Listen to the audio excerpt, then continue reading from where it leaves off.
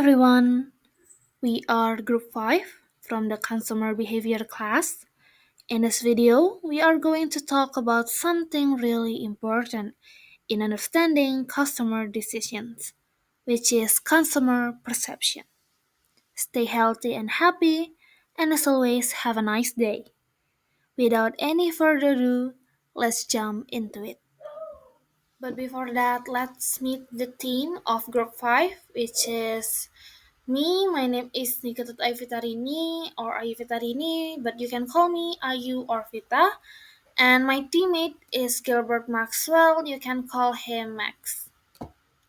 There are several things we are gonna talking about in this video. So the first one is the introduction, consists of definition, elements, and also the role. The second one is perceptual selection.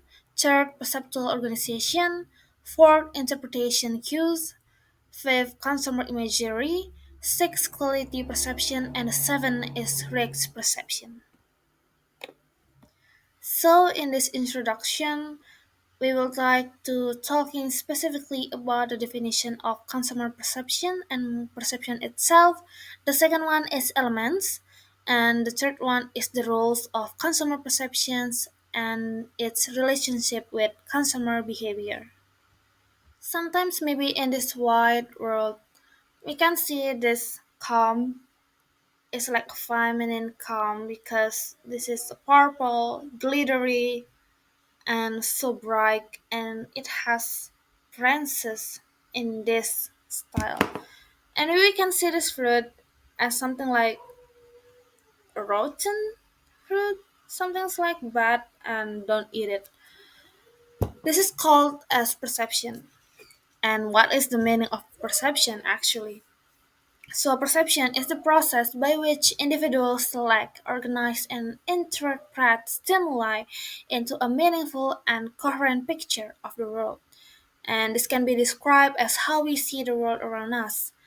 And based on oxfordbibliographies.com, perception is the study of how sensory information is processed into perceptual experience. In some cases, like actions are guided by a sensory information processed outside of awareness.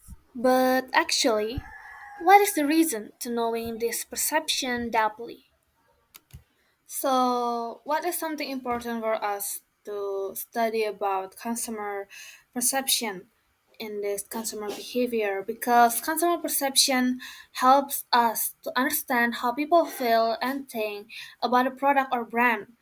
And also, when we know what customers see, believe, expect, and also feel, we can create a better marketing strategies, improve customer brand, and the most important one is building stronger brand loyalty. So after talking about how important for us to studying about consumer perception, so I would like to explain more about the elements involved in consumer perceptions. But before that, I would like to explain about how actually and what is the process, what is the step by step about how consumer or people creating their interpretation. So actually, people don't really pay attention to everything around them. Like maybe for myself, the first one maybe I would choose to what to notice between this calm and this rotten apple. Maybe I would like to choose this calm because I'm making this video and I would like to look tidy and beauty. And this process, which is choosing what something should I notice first, is called as selection. And then after that, I naturally organize or grouping the things that I already noticed and using my common mental patterns. And this is called as organizations. And after that, I would like to try to understand or giving the meaning to what I already saw about the calm. I'm gonna use it because I want to look pretty. And this is called interpretation. This is a cycle when you would like to buy something. and the meaning is depends on consumer needs, expectation, and past experience. For example, the picture besides me that's sliding, which is the bottle of Chanel number 5 perfume. When someone sees this bottle, they are look like a person from a higher social class, might see it as a symbol of luxury, elegance, and high status. And this is because they associate it with past experience and the image of exclusive or expensive brands. Meanwhile, someone who has never used luxury products, including me, I never buy or using this number 5 Chanel perfume, might be not seeing it in the same way because I would like to buy the cheap one. And this shows that people give different meanings to the same object based on their personal background. Okay, now let's talk about how our sense and culture, don't forget that, secretly make our shopping decisions and making our interpretation. Like, it is not even your fault when you smell the cinnamon rolls, okay? But now let's break it down into taste, sound, sight, scent, touch, and sensory input and culture. So the first one is taste. So this is like giving the vibes when you see yummy packaging. Those give some yummy vibes, and sometimes you taste with your eyes first before you are using your tongue. And in some real life drama, maybe when we have two chocolate bars, one with fancy gold wrapping and one with wrinkly plastic that looks like it survived a war. You instantly trust the gold one, right? Because it looks pretty, even if they have the taste, like the taste is same. So what is the moral of the story? So packaging slaps your taste expectations. So the second one is sound. When the music makes you do it to buy the products or brands. When you heard some soft jazz or lullaby in the background, suddenly you are walking slow, feeling calm, ready to buy a whole lamp you didn't even need. Like maybe in the example, when you're in the cafes, you are trying to study, maybe like Starbucks, they playing some relaxing music. You stay little longer, like maybe 2 hours, and maybe grab the extra muffin or two, maybe. And the third one is Sykes. When you see something shiny, you would like to buy it. In beautiful store layout, maybe in his videos that I saw beside the explanation, the coordinated colors give you some aesthetics, and the display is good, and you are trust the brand. For example, when you walk into like Miniso maybe or Uniqlo, you are seeing a lot of pretty clean, minimal, and calming vibes, and it feels like a therapy. Maybe like when you walking past the Zara perfume display, that's so calming and so dark and like giving calm vibes but elegance. And you walk out with your bags and yeah, you buy the products with the zero regret. And the next one is sun. When your nose is broken but you are rich at the same time. What does that mean? So smells are really powerful. They grab your attention and trap you in a shopping loop. For example, like bread talk. You know the bread talk have that awesome bread. I personally I like that Abon bread from bread talk. Always smells like heaven for me. That's not an accident for me. It is a business strategy. Your nose says like yum, and your wallet will says, okay, fine, I'll buy it for you. And next one is touch. So once you hold it, you own it. Like Ariana Grande songs. When you see it, you like it, and you have it. When you touch, make things feel real. The softer the sweater, the harder it is to put back. This has happened to me in Uniqlo when I see those softy cat designs shirt. I would like, damn, oh my god. I mean, like, I would like to buy it. Yes, because that's cute and the texture, the fabric is really comfy for me. I guess I deserve love when I feel and touch the products. And the next one is cultural influence. So not everyone gets the jokes, but when you see like Thai ads, Thailand advertisement. I mean, like when you didn't really understand the jokes or maybe the language, when you see that 555 logs, that's mean ha ha ha in Thailand. So what's cute or cool about it is one culture might be weird in another. Brands need to understand the local vibes for this. For example, in Japan, mascots, even for the banks, are cute and loved. But imagine a dancing cartoon dog promoting a law firm in Europe. I'm like, people will be thinking about like, is this a joke? Like, I'm not gonna trust this. So the next time when you shop and your brain goes like, why am I buying this? So just blame yourself, blame your sense and cultural programming because you really depends on these elements of sensory. So stay focused guys in buying something or brands that you really want and stay and keep yourself to buy something that you really need. So ever wonder why some ads just grab your attention while others like meh, let's break down how perceptions works in marketing literally super quick.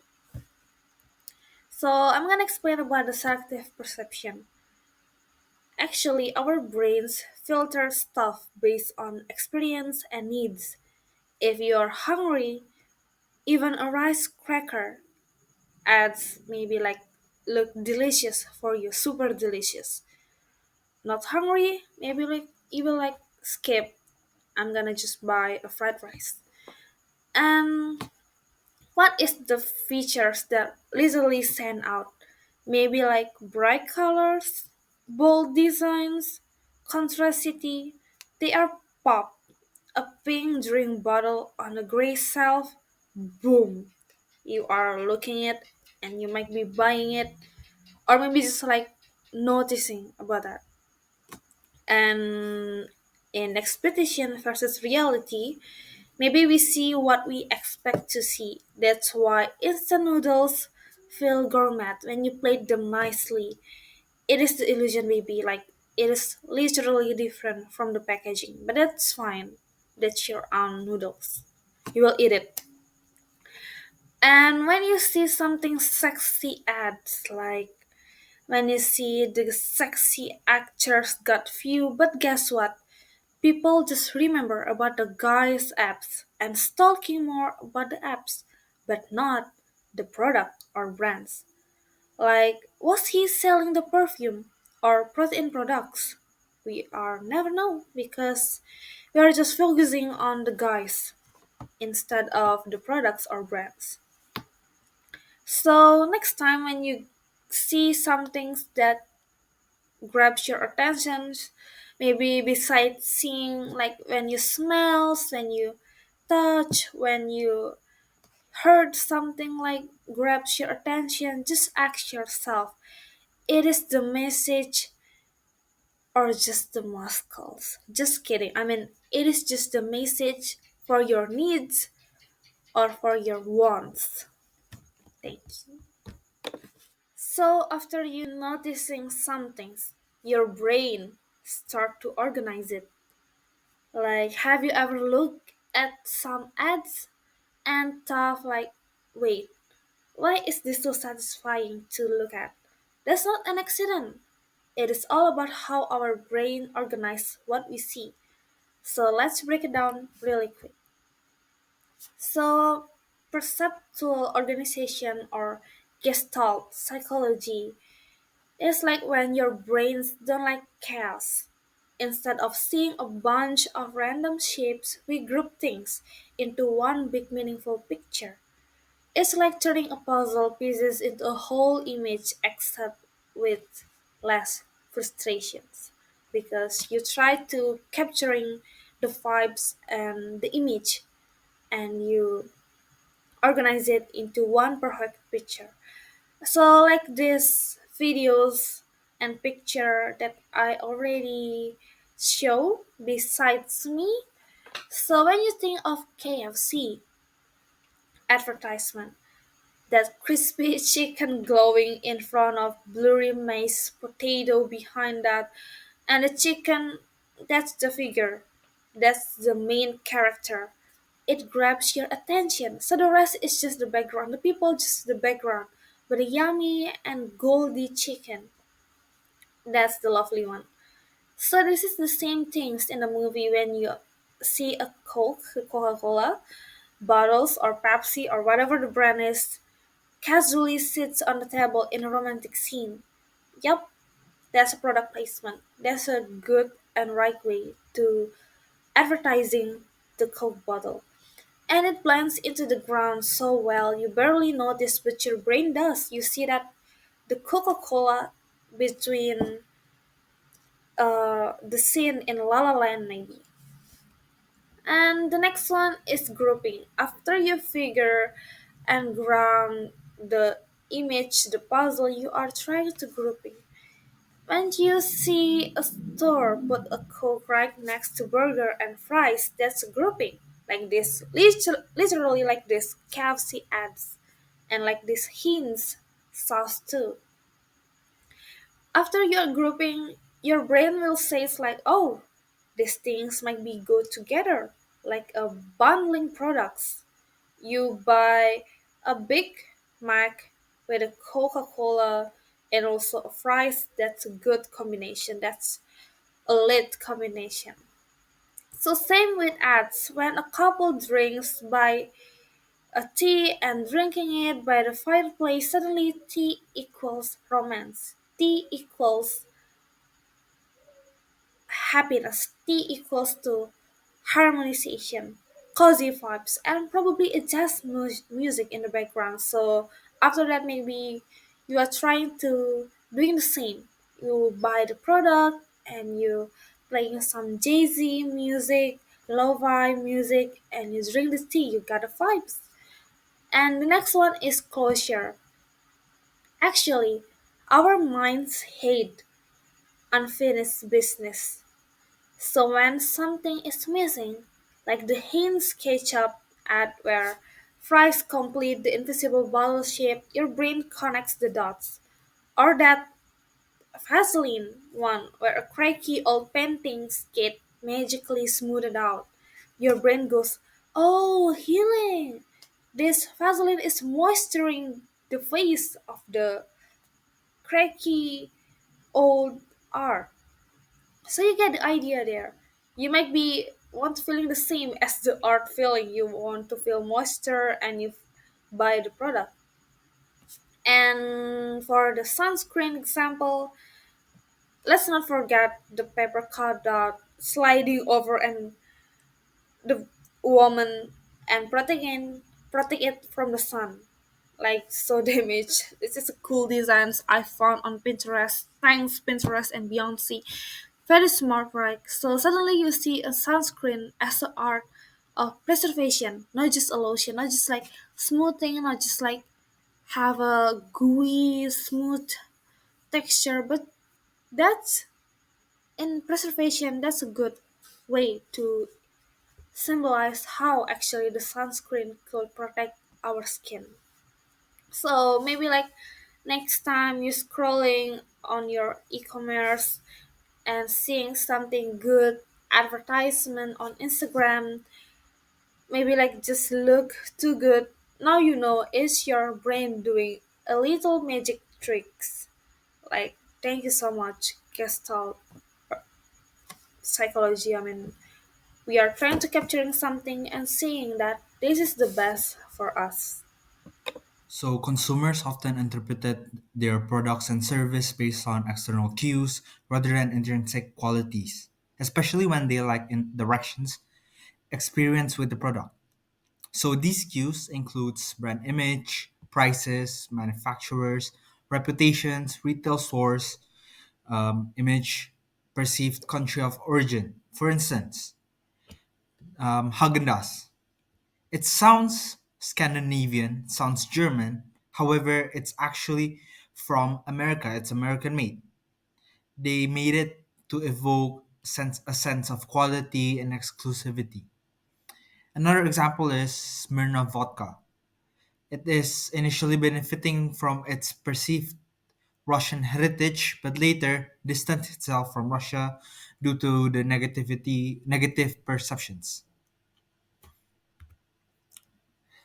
Next is packaging and designs. For example, wine bottles with corks, often perceived as higher quality than wine bottles with screw caps. However, wine bottles with screw caps are technically superior with their modern technologies. So marketers face a challenge in altering ingrained consumer perception tied to such cues. Next is color and taste associations. So the blind taste test reveals that color significantly influence flavor perceptions. For examples, consumers associate purple drinks with tartness and orange colored drinks with sweet and refreshments. Next is consumer imagery. So consumer imagery refers to the perceptions of consumers hold about the products, services, and brand based on the symbolic values and unique benefits that these perceptions shape how consumers evaluate quality and values. So the first is symbolic value, the second is perceived value. Let's dig deeper to symbolic value first. So symbolic value products often carry symbolic meanings, which means it aligns with customers' expectations. For example, a gourmet restaurant offering a high-priced meal perceived as a luxurious experience rather than perceived value where consumers assess the fairness of prices based on the value that they believe they perceive. For example, a low price at a fast outlet is seen as consistent with the value provided, and a high price at a gourmet value is deemed fair if it aligns with the expectations of exclusivity and quality. So, however, extreme high prices, for example, $500 for a meal or 5 juta for a meal, may be perceived as unreasonable if consumers fail to see the equivalent value of it. Next is quality perceptions. Quality perceptions is a critical aspect of consumers' behavior as it determines the success of failure of a product in the market. Consumers frequently assess quality based on external cues rather than intrinsic product attributes, especially when they lack first-hand experience with the product. So these external cues includes prices, brand image, manufacturer reputations, retail's retail store image, and perceived country of origin. So here it is the external cues. So price means consumers often associate higher prices with a better quality. So this assumption can lead to a higher perception that expensive products are superior rather than lower priced counterparts. Next is brand image. For example, just now, the Haagen-Dazs, an ice cream that uses a Scandinavian German sounding name to evoke a sense of premium quality, even though it's American made.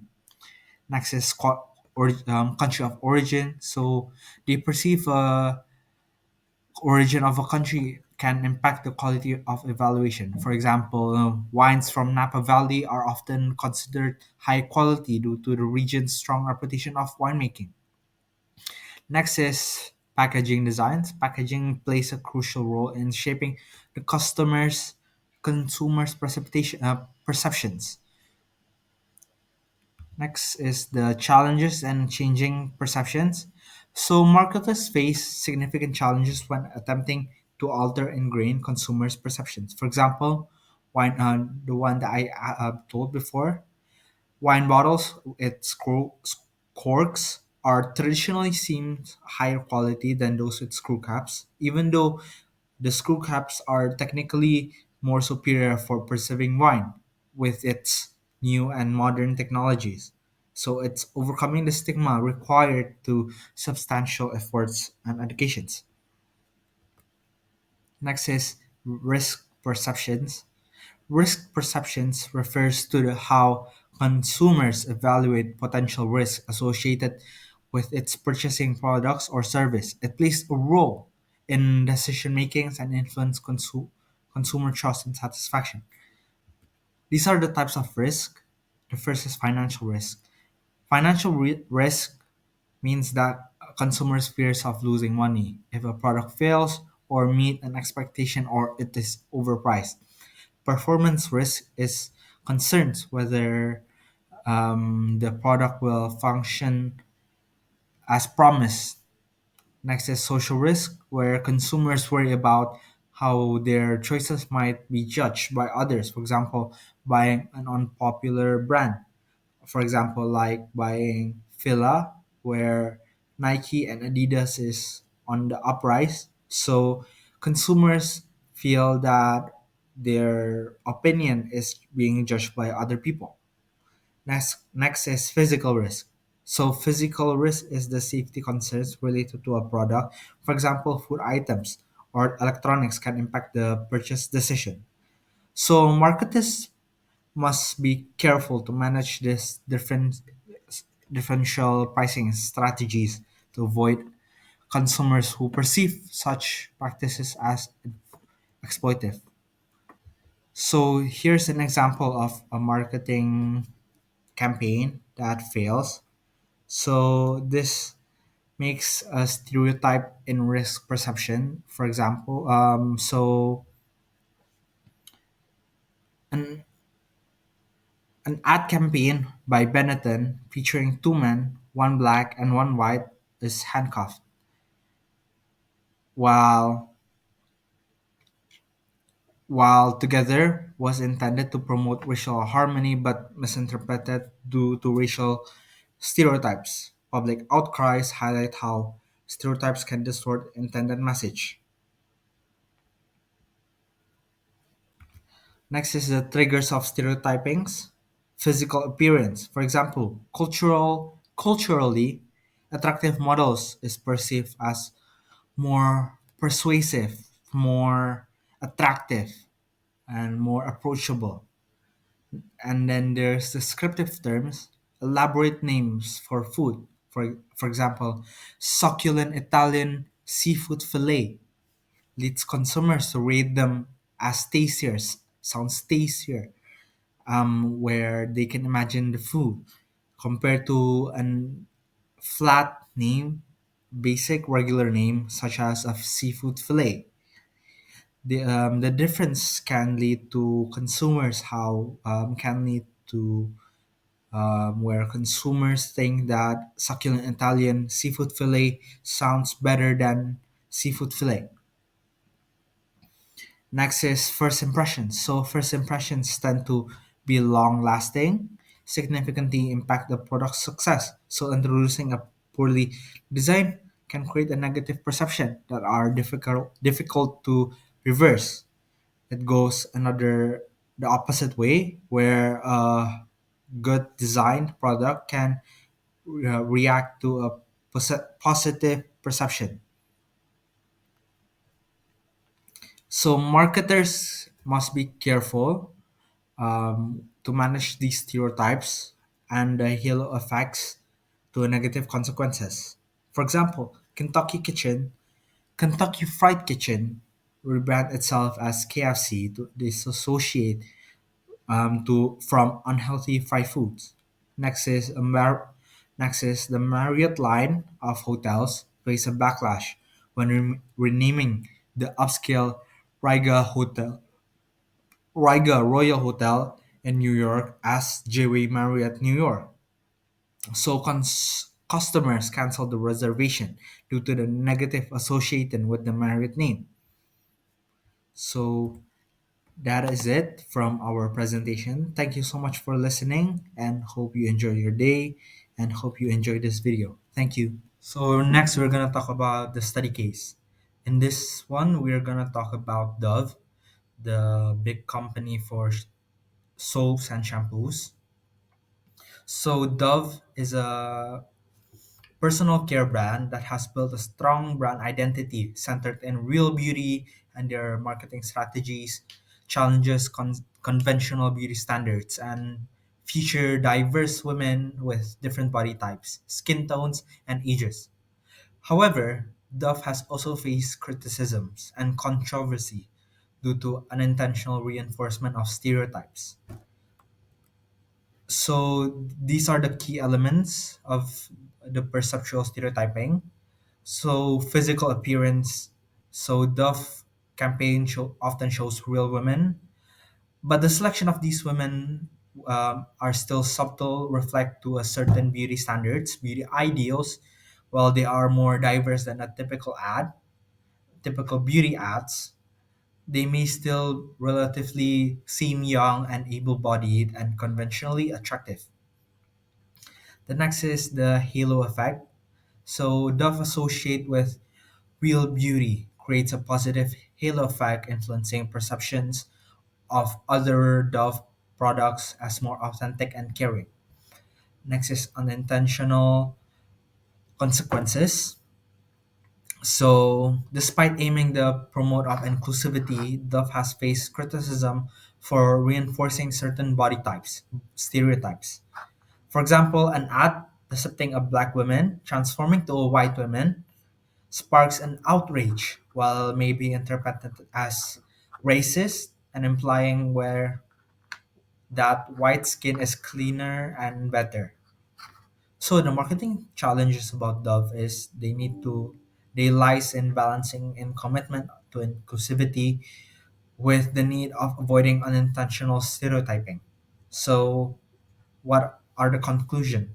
So Dove highlights complexity using perceptual stereotyping in marketing, with their campaigns have been largely successful promoting body positivity and inclusivity.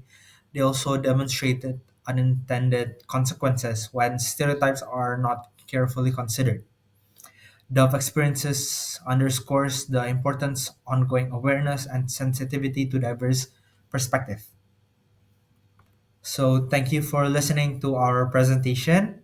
Me and Fita are grateful that if you're still listening to this end, thank you for listening and goodbye.